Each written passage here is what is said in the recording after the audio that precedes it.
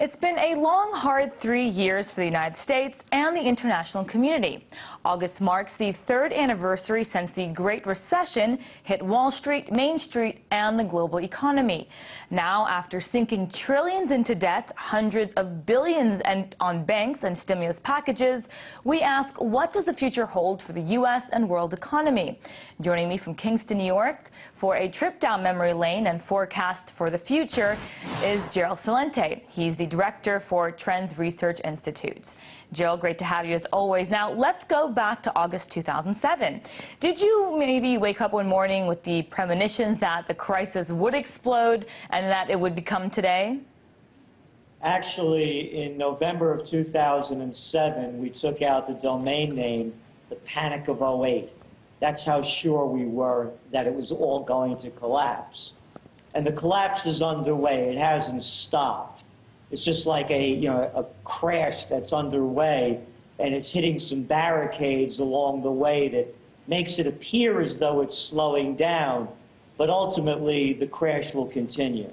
Well, if you saw this back in 2007 and had a domain name for it, why didn't the White House, the Federal Reserve, and all the other institutions and agencies here in Washington predict this was going to happen back then?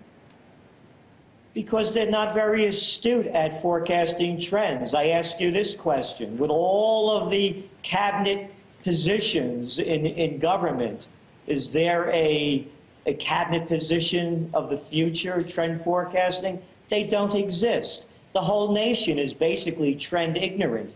Go to any of the universities, Harvard, Princeton, Yale, name them. They don't look ahead, they look behind. You look at all the people that are running the government. They're experts in the Great Depression. That's history. How about the future? They're not schooled in looking ahead. The future is off limits. And number two, if it's bad for business, they don't want to talk about it.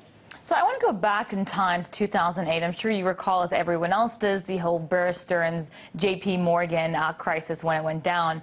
The buyout, the first bank buyout, if you will.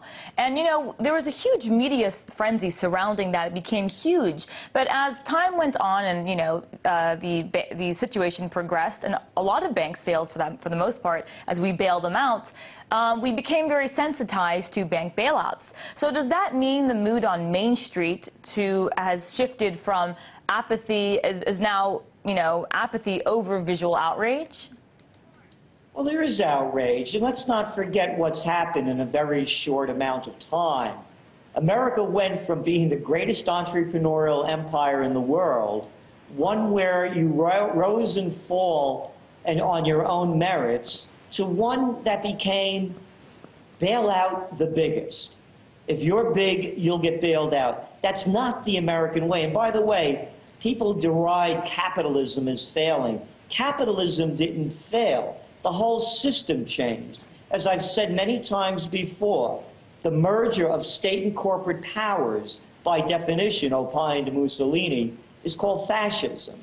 So all of a sudden, we're bailing out the big guys as the little people are suffering.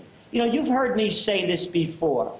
When people lose everything and they have nothing left to lose, they lose it. Current events form future trends. Look what's making the news today. Some poor guy lost his job, got caught stealing beer, and he went insane, and he shot, what, 9 people in Connecticut? This is going on and on and on. So, yes, the people are very angry. They feel cheated and betrayed.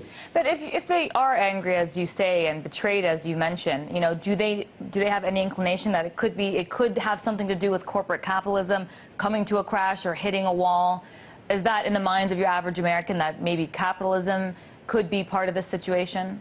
Not at all. Again, the capitalist system is you rise and fall on your own merits. And they made up this big lie that you have to save the too big to fail. After all, if Goldman Sachs went under, what would happen to us? If Lehman Brothers went bankrupt, as they did, what difference did it make? If Bear Stearns went bust, who cares? They made up the big lie that you have to make the country bigger and controlled by a few. That's an oligopoly.